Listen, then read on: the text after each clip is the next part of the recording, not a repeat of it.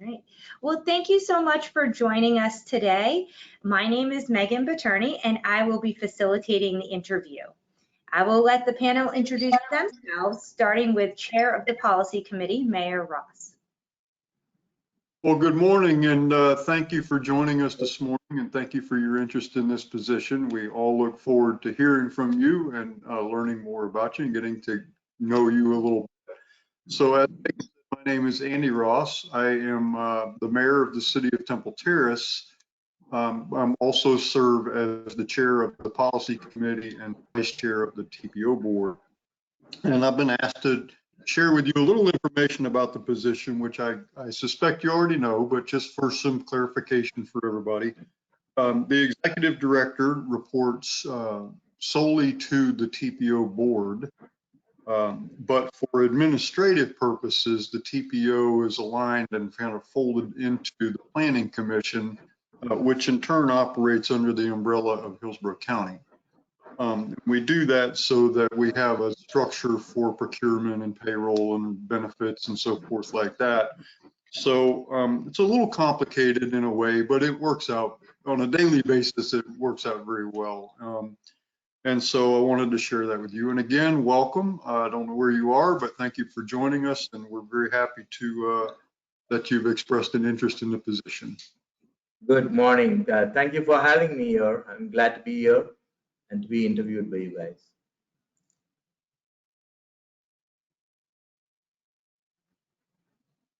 Good morning. I'm County Commissioner Gwen Myers, representing District 3 and serving as Vice Chair of the Hillsborough County Board of County Commission, and I also have the pleasure to serve as Chair of the TPO Board. So say welcome, good luck, and I wait to hear your interview experience. Thank you.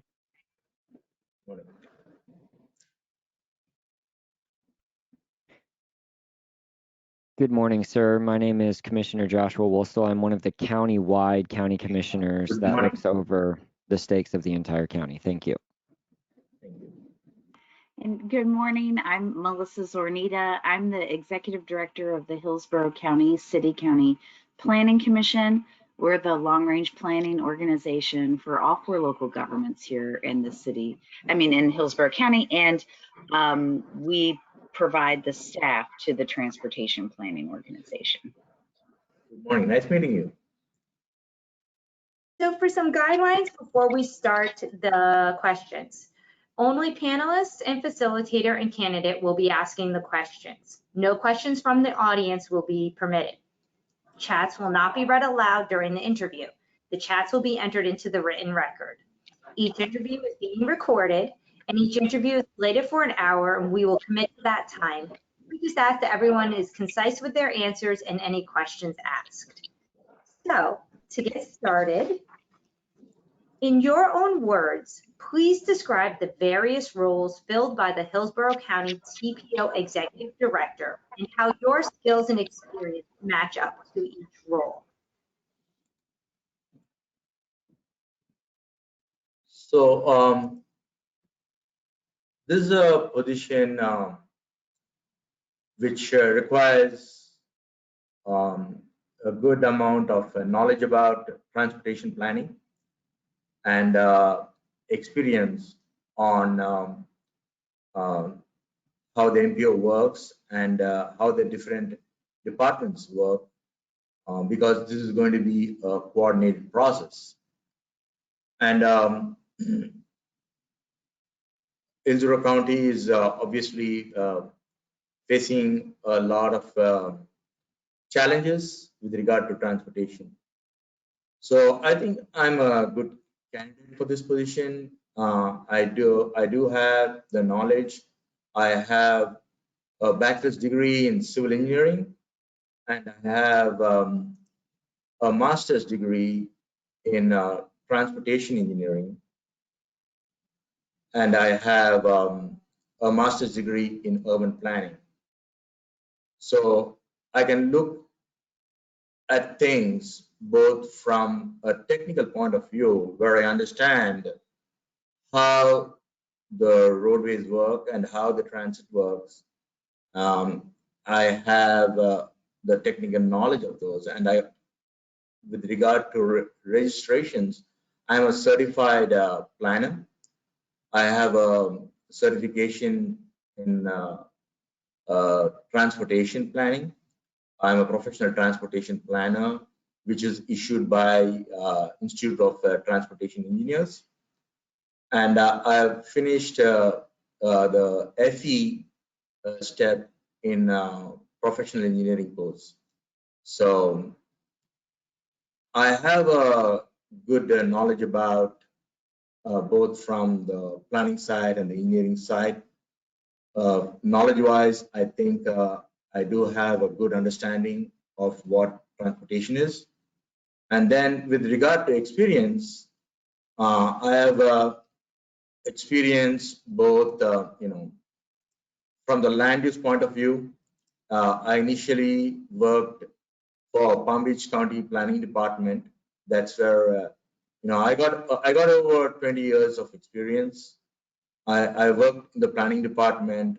While I was working in the planning department, I did numerous amendments, transportation-related amendments, made presentations to public officials, non-governmental organizations, and professionals. I used to review traffic impact studies for land use amendments and development of regional impacts. And I prepared the transportation concurrency exception area report for the urban redevelopment areas in Palm Beach, for which I got the Golden Palm Award, which is the highest award which the Palm Beach County gives. So I do have planning experience from there. Then I have lots of experience working with the MPO. I worked with Palm Beach MPO. I was with them for like 8 years. I also worked for Roanoke Valley Regional Council. That's where I started my career in US. So I've got experience working for the MPO. While I was working with Palm Beach County, I was the project manager for the 2035 and the 2040 long-range transportation plan. I provided support on the needs analysis, travel demand modeling, project cost estimates. I did the public outreach. I coordinated the steering committee meetings, and I was responsible for preparing the technical documentation. I also have vast experience with the modeling, which is a very essential part of transportation planning in Florida. I have worked with the FSU TMS model, and here in Palm Beach County, we call it as the SERPA model, Southeast Regional Planning Model. So I am very well aware of it. The model has itself gone through different stages. When I started, it was a 4-step trip-based model. We moved on to activity-based model. So I have experienced both in that, both the trip-based and the activity-based model. I have managed FTA new starts and small starts project using software for ridership projections and documentation of results. I coordinated with PalmTran FDOT. I was a project manager responsible for various PD&E projects, which were identified in the Transportation Improvement Program and the Long-Range Transportation Plan. So I have experience working with the MPO, and later I also have experience working in the engineering department, where I used to do more engineering type of work, looking at traffic circulation, driveway design sidewalks, bike lanes, drive-through, transportation demand management, etc. And I used to manage the Boca Raton shuttle services, which connected Tri-Rail and the PalmTran stations. So, and then, while I was in the city, I also looked at comp plan and zoning amendments. I used to prepare the parking accumulation study, shared parking analysis, plan mobility analysis, and things like that. So I have managed multiple ongoing programs for the city, such as, we did the traffic calming, we did the traffic count collection, accident analysis, and also I was involved in maintaining the bus shelters and also the maintenance of traffic. Especially in Boca Raton, we used to have a lot of football games, which FAU used to have during the season, and maintenance of traffic was a big issue. And then now in Miami-Dade County, I do a multiple kind of work. I do both planning, and now we are in the process of developing the countywide transportation master plan, which is very similar, which will be very similar to the long-range transportation plan. So it's quite a detailed plan, and I was able to come take a vacation because I was being involved with a multimodal mobility fee study, and that study went through the first hearing on July 12th. After that, I had some time, so I took the vacation, and that's why I'm talking to you from outside the country. So I think I have the necessary knowledge, experience, and the vision and the drive to do this job. And I'm basically I'm located in Palm Beach County, but I work in Miami-Dade County. I took up the job because of the challenges that transportation faces in Miami-Dade County. And Tampa is, I don't think the challenge is anything less here. It has been the 12th most congested place in the country. So, I look forward to the challenges, and I look forward to how to improve connecting point A and B and reducing the travel time. So that will be the focus, and I think I'm ready for it, and I could do help in improving the mobility in the Tampa area region. All right, thank you. How can the TPO be most effective in working with our local, state, and federal governments regarding the TPO long-range planning process and moving transportation projects forward for our area? So in 1956, the Federal Aid Highway Act was passed. That's when President Eisenhower dreamt out about connecting the country through interstates. That's when the whole transportation, the bigger vision of transportation in the country started. In 1962, the Federal Aid Highway Act, they wanted to invest in regions, and that's when the MPO came into effect. So any region above 50,000 people have to have an MPO. So that's how the federal government decided to invest in transportation projects. And in that 1962 Act, the key of the Act was it was a 3C project. It was a 3C process.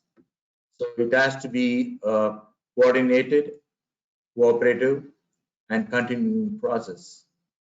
So this process is done in cooperation with the local governments and the state Department of Transportation and the federal government. So the LRTP is the document which guides the transportation for the area. So it starts with the modeling. We try to find out, what are the needs of the area and how much funds we have, and the funds the MPO gets through a formula, which the state has a formula to distribute funds. The state gets the funds from the federal government and distributes it across the different NPOs, and they have a formula for distributing the funds. So it's a very challenging task for us to coordinate with the state government and the federal agencies to get the maximum funding for our area. And I have experience working with the state and the local government with the local government, we try to understand what their needs are, and then we look at it both from a micro point of view and also from a macro point of view, where we try to see what regional projects are necessary for the area. So we have to keep the state FDOT informed of our needs and regularly be in touch with them and look at all the opportunities there are for funding and try to get the maximum funds for our area. And apart from the normal PL and SU funds which the MPO gets, we also have to look at the other grant opportunities that are available. And for that, we have to be constantly be aware and be following up what the FDA and the FHA, what programs they have, and how we could tap those fundings. So it's a coordinated project process. That's what the MPO has been mandated for, to coordinate with both the federal, state, and the local governments. And that's something that I have done throughout my career. So I would be able to impart that function effectively. And bringing the maximum amount of funds for the Hillsborough County area, and at the end of the day, we have to see to that we reduce congestion and make mobility much easier. That's our goal. Thank you. How will you collaborate with other regional and local planning agencies on common missions like economic development and transportation? So transportation itself is a big economic driver for the area. And we have seen time and again, if there is good transportation, the area develops automatically. You get more developments around the area. Once it's a question of they say the chicken and the egg, which comes first, whether it's the roadways or the development. It could go either way. If you build the road, you see more developments, and then also for major industries to come into the area, they look at different factors, and transportation is one of the main factors. I was involved with the arrival of Scripps Institute in Palm Beach County, which was a huge, they wanted to build a research center in Palm Beach County, around 10 million square feet of R&D, 2,000 homes.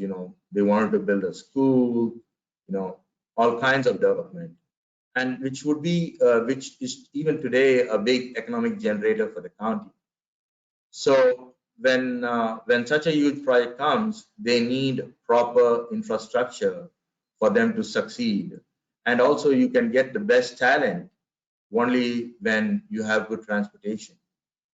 So when Scripps came, I think this was sometime in 2010, like that, when Scripps came to Palm Beach County, we planned for different roadway systems and transit so that Scripps could be a success. So I think we coordinate very closely with the local business board, and we coordinate with the regional planning council, and we coordinate with the local governments to make these projects a success. Another example I can tell you is in Miami-Dade County.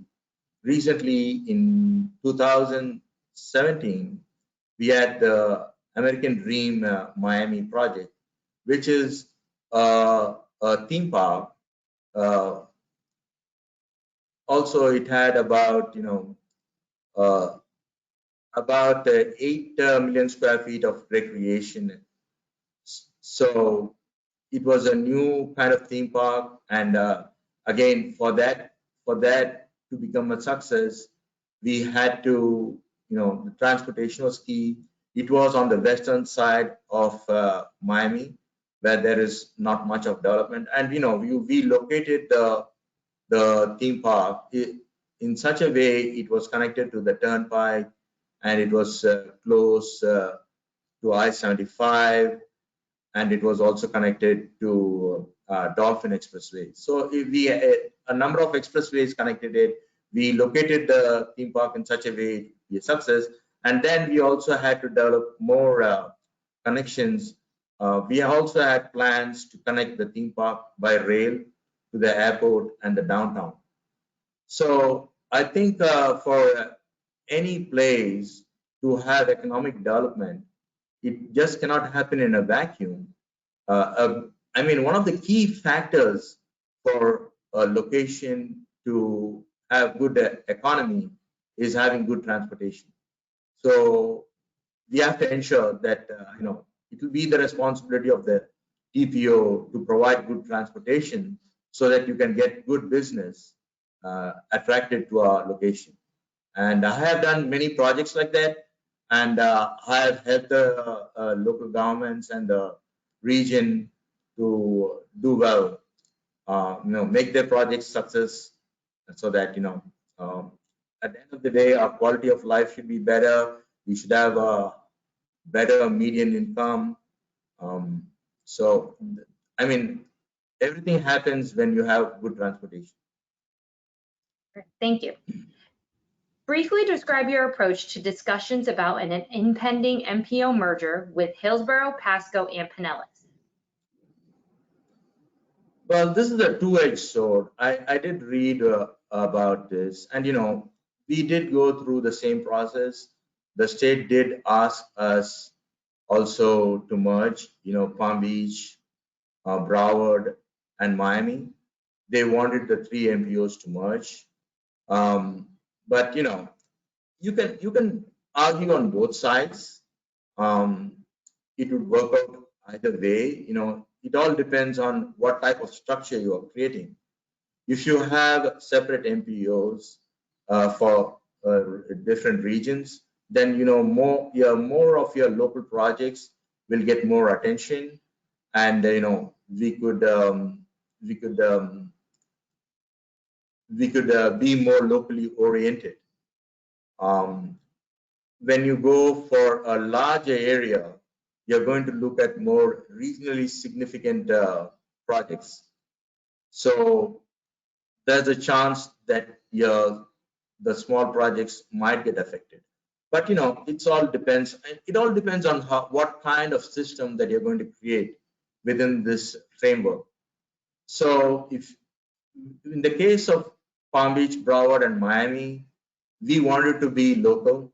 We wanted to maintain the same structure, but we also wanted to have a framework for regionally significant projects. So that's why we developed the Southeast Florida Regional Council, which includes all the three MPOs, and it also includes the South Florida Regional Transportation Authority, which is the TRI-RAIL. So, and this body will be only focusing on regionally significant projects. So what we did was this SEFTEC, we call it as SEFTEC, Southeast Florida Transportation Council. This SEFTEC would only pick up the regional projects from each TPO's long-range transportation plan, and then it'll have its own long-range transportation plan, which will be only these regionally significant projects. And in the SEFTEC meetings, we'll be only focusing on how to implement these regionally significant projects. So that's how we dealt with it in Palm Beach. Whereas now with the Tampa, I'm saying that there's already an kind of an agreement already in place, and 2027, I think there's going to be a merger of all these three TPOs to create a bigger organization.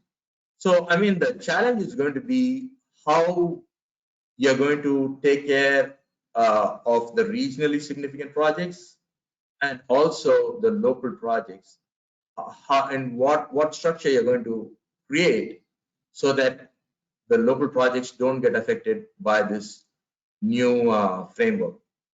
So having experience, having the same issues we dealt with in Palm Beach County, so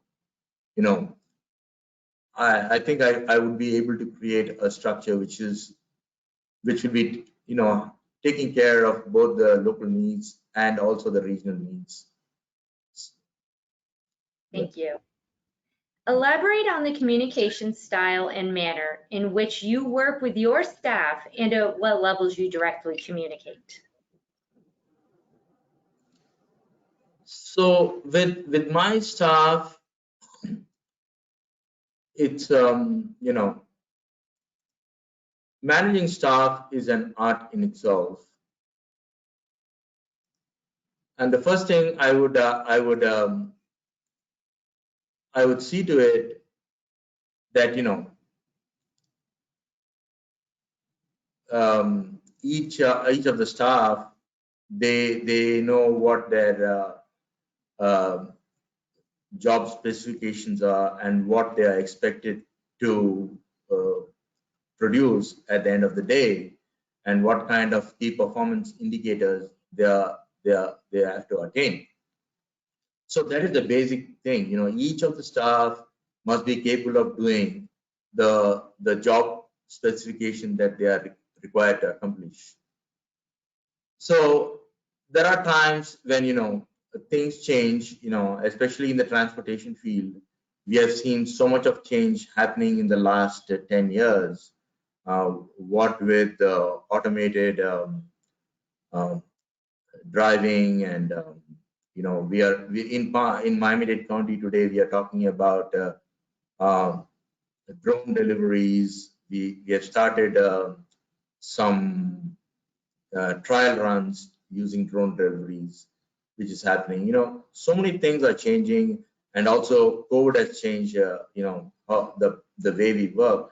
So a lot of things are changing in the transportation field. So there's always need for mentoring the staff to be able to manage the different changes that are occurring. So it'll be my I normally mentor my staff and see to that they are able to achieve their goals. And then as a supervisor, I believe in treating my staff fairly, and also treat them with respect. That's a very important thing. It's not only the staff that you have to. It's a general principle in life. You have to treat everyone with respect.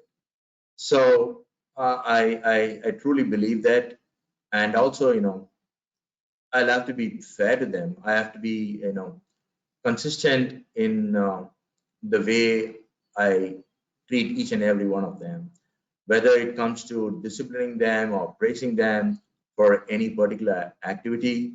I'll have to do the same thing. If I do it for one staff, I have to ensure that I do it for all of the staff. Consistency is very important in dealing with staff, and also communication. This is a key. There are a lot of times the supervisor, we give a particular task, tell our staff this is what is required, and we take it for granted that they did understand what we require, and we let it go. But I think constant follow-up and constant communication will help the staff to do what they are supposed to do. I am very I pay a lot of attention to that, communicating and um, giving feedback and getting work done. And we have seen a lot of times in the past I've seen where we assign a project to a staff, we tell them this is what we expect out of it, and then at the end of the day they might come up with different products which might not be what we asked for. So these are things that which can be avoided if we communicate well. And also as I told you, I'm generally a very friendly person, so I try to understand my staff and try to reach out to them and make them feel comfortable with me. Once they get that confidence in you, they will be willing to give feedback about things that are going on in the office. Even things that might not be going on well, they might give us suggestions, and for them to come out and tell us these are the things that I'm saying, for that you have to give them confidence, and to give them confidence you have to have a friendly demeanor with them. So I think that that's something that I've always practiced. Then you have to also allow your staff to empower them. When you give them a project, you give them ownership for the work that they are doing, and also praise them for the results that they are getting, so that when they are given ownership, they feel empowered and they own the project, and they will always produce better results than those who just work like a human machine. So I think empowering staff, and it's very important that they feel part of the organization, they feel ownership for what they do, and they get credit for the work they do. And at the end of the day, I think as I said, being friendly and being communicative with staff will motivate them and will get the best results out of them. So yeah, that's my style of operation, and so far I've done very well with my staff. So Thank and I you. hope to continue. And also there are times I get feedback. I could change here, change there, and I'm very open to that. Yeah, that's my style of function. Thank you. Hillsborough County consists of both urbanized and rural areas, and there are citizens in each that are interested in preserving their existing lifestyles. What experience do you have in planning for both urban and rural areas? So, I mean, I think it's something very common across the country, where we have NIMBYs all across the country, not in my backyard. So that's something is a challenge, but again, in those situations, it's good to keep the people informed about why there is a necessity for a project and how it's going to help the community. And a good example, I have is in Miami-Dade County, we were going to extend the Dolphin Expressway from downtown all the way south to Kendall, which will be like a 31-mile new expressway. And we did get a lot of pushbacks. Some of the routes were going through, sparsely populated population, and in some places we had challenges there for right of way. and we had to explain. We had a lot of community meetings where we had to explain to the public what are the benefits of that project. And today from Kendall to downtown Miami is almost a 2-hour drive. So we had to explain to them it's going to save them about 35 minutes of their driving time every day, morning and evening.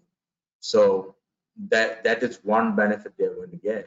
And other than that, even that new expressway we planned, it was not just a roadway. We also planned to have mass transit in the median. So the project would be both a roadway and a transit project.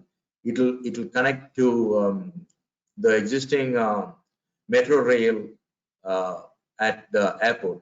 So which would be beneficial for them. There will be both transit and a 4-lane roadway. So those were the benefits. For people who don't want to take the roadways, you have the transit. And at the end of the day, you can only build that much of roadways and to solve your congestion issues.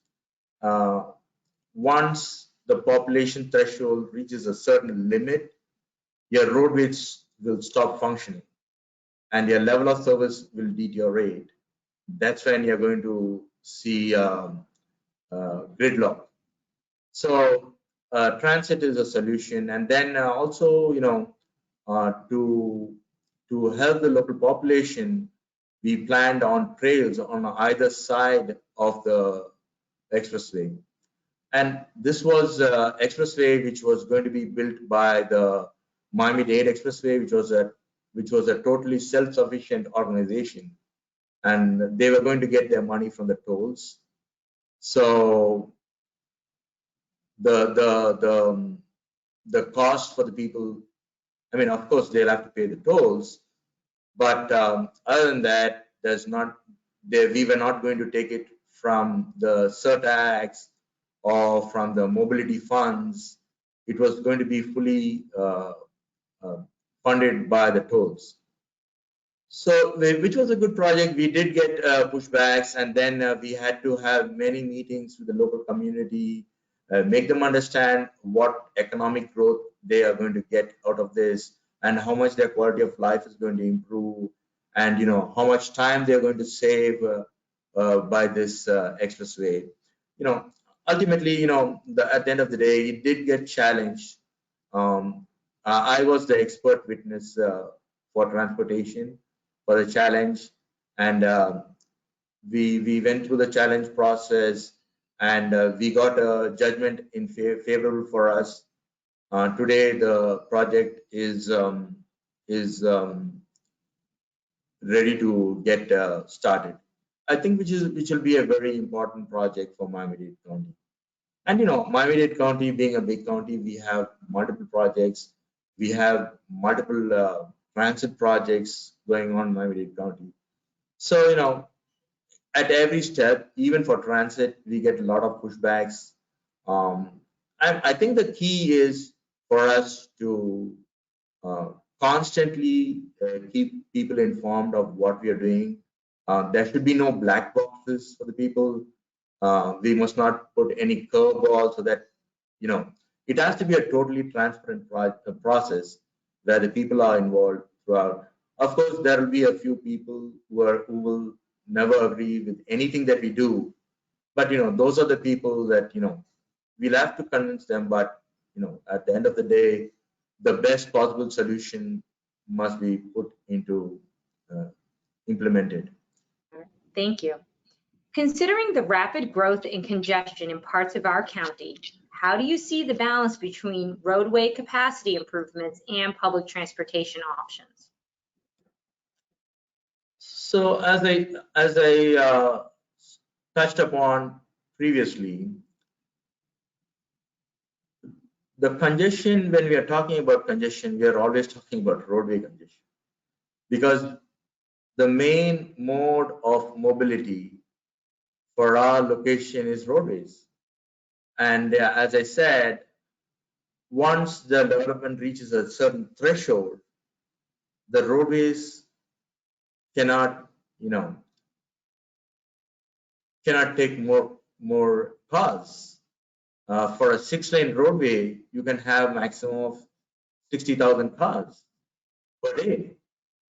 Once you start building these 40 and 50 floor buildings, which is going to have more cars, the roadways cannot support it. And then, in downtown areas, you don't have right of way to widen it. And in Miami-Dade County, we had a problem. We used to have the impact fee, the roadway impact fee. We used to have money in the downtown area. We have like 9 districts to spend the money for the impact fee. We used to have money in the downtown area to spend, but we don't have any roadway projects to spend on. So the roadway impact fee, we were forced to spend the money only on roads. So those money were lying idle. And that's why we had to move from roadway impact fee to mobility fee, wherein we can use the money for multiple modes. So, and that's what got approved in the first hearing on July 12th. And once this mobility fee gets approved, we'll be able to spend it on other modes. So when we talk about congestion, we are always talking about congestion in the roadways. The roadways only can support a certain amount of development. Beyond that, the roadways will stop functioning as a good mobility source. This is something that is a transportation 101. This is a question that they ask in our colleges. What is the best mode of transportation? There is no best mode of transportation. The best mode depends on the purpose and the distance and the time of day. So unfortunately, here in US, we don't see that much of transit because of so many reasons. Transit, as just imagine, the federal government is only spending 2.5 billion a year on transit, which is peanuts for such a big country. We are only spending 2.5 billion per year. So we need more funding for transit. As our cities are getting more congested, more dense, we cannot rely on roadways to solve all our mobility needs. So we need transit. And I did see, in Tampa, you guys are talking about a rapid transit system connecting Wesley Chapel to, I think it goes to St. Petersburg. So, which is a good project. We need to have more transit. In Miami-Dade County, we have 6 fixed guideway system, which currently is in different stages of construction. So, and that's something we understood. We need transit, and for transit to be successful, you need bike lanes and sidewalks. You need to have the first and last mile connections for the transit. So the transit has been biased right from the get-go. When you analyze a roadway project to see whether it is feasible, you look at the cost benefit analysis, right?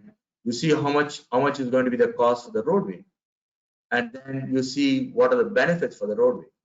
So what are the benefits for the roadway? Of course, there's there are all the subsidiary benefits, but when you see at cost benefit, you're looking purely at the money. How much money I'm spending for this roadway? How much money I'm getting out of this roadway?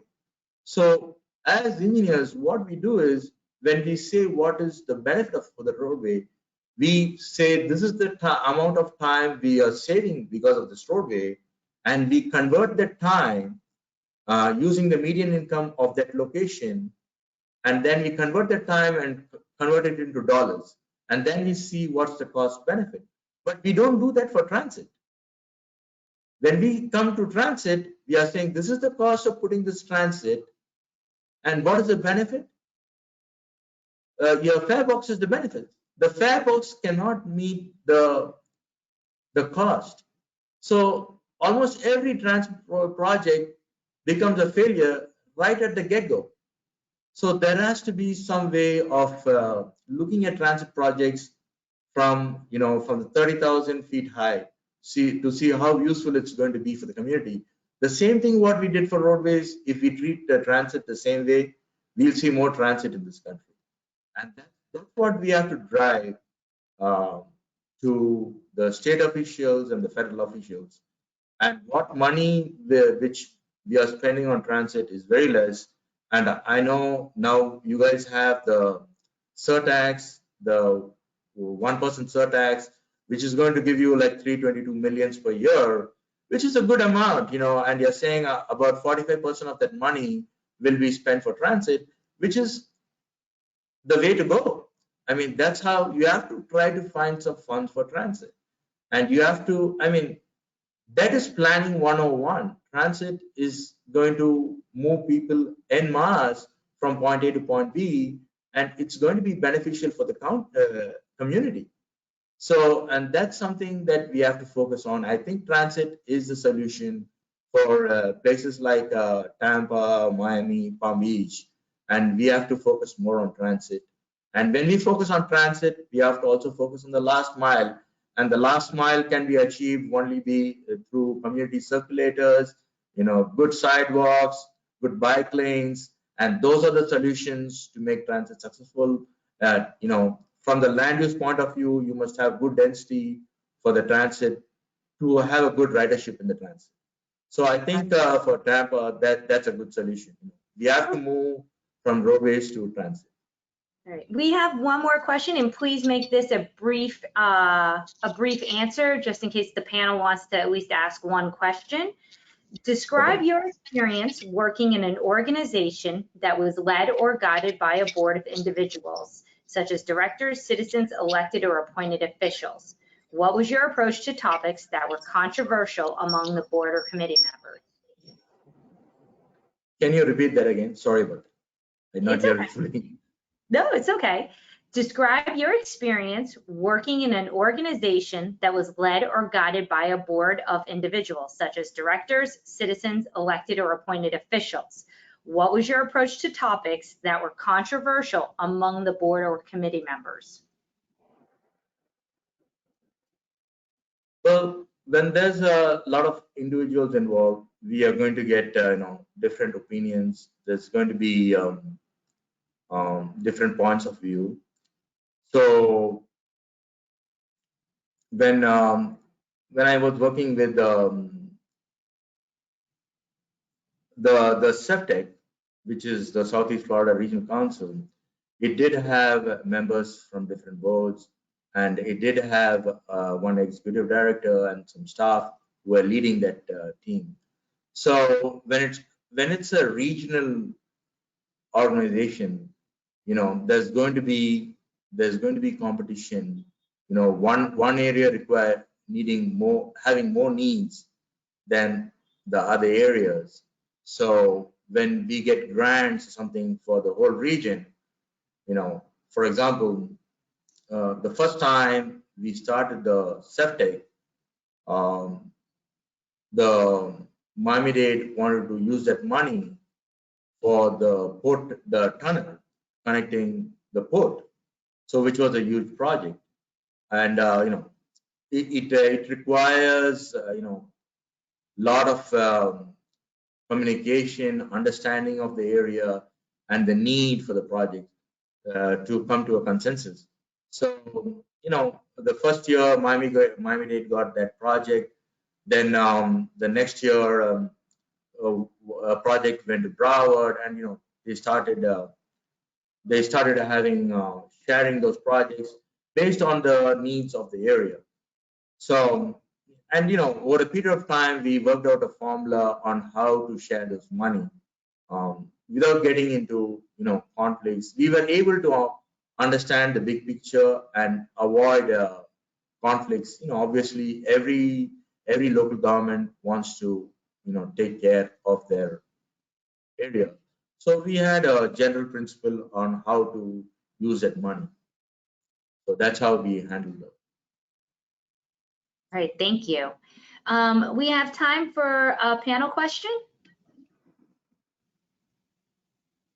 I have one about bikes, if none of you three.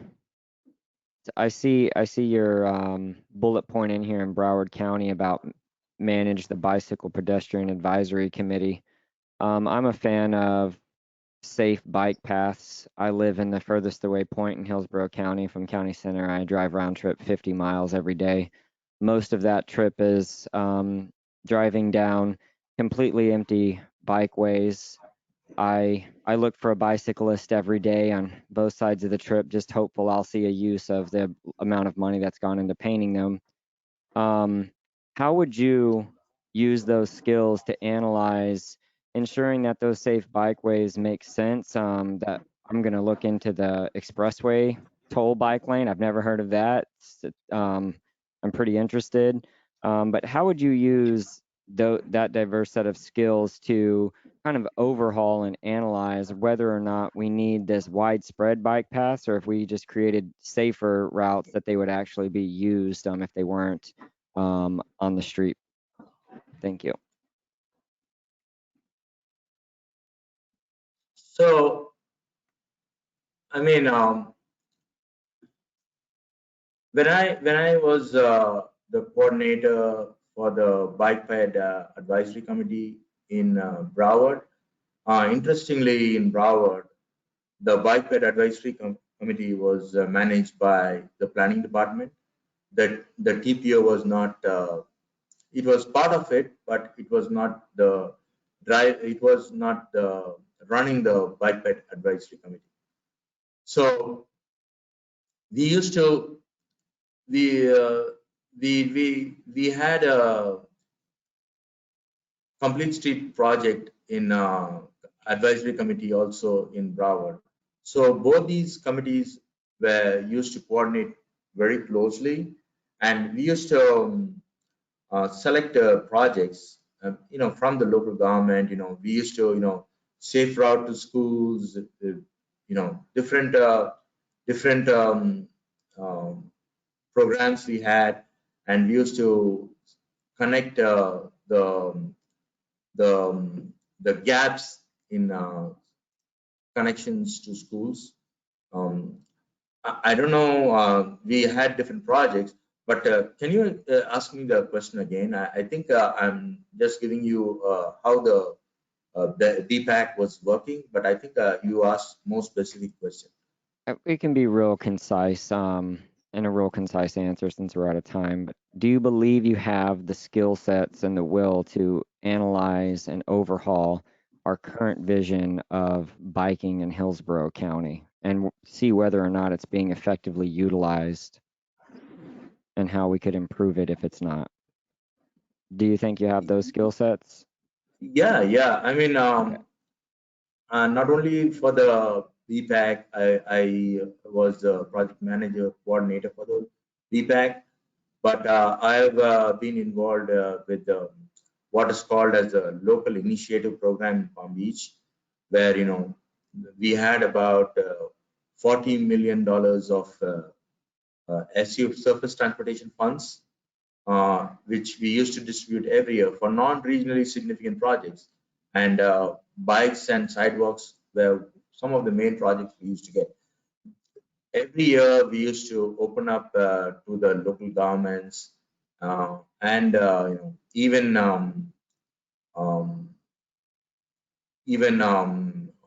Palmtran. Anyone can submit a project which is not regionally significant, and we did have a lot of connections of sidewalks, bike lanes, providing buffered bike lanes, and we wanted shovel-ready projects which are implementable, and we did implement a lot of buffered bike lanes in Palm Beach County. So I think I have the vision, because as I told you, bike lanes and sidewalks are going to be the last mile and first mile connections to transit. And I think I'm a very big proponent of transit. So I think these two modes will go a long way in making transit successful. And not only that, I think when it comes from safety point of view, the accident rates for pedestrians and bicyclists are the maximum in Florida. And I think we should create more safer bike infrastructure for our citizens. And I'm very, very passionate about that. Especially, wherever possible, we should have buffered bike lanes. All right. Well, thank you very, All right. Thank you very much. Thank you. All right. Well, thank you so much for joining us today while you're on your vacation. And we look forward to speaking with you in the future. Okay, thank you very much. Thanks for spending your time with me. I really appreciate all of you for spending your time with me and considering me for this position. And wishing you all a very nice day. You as well. you. Thank you. You too.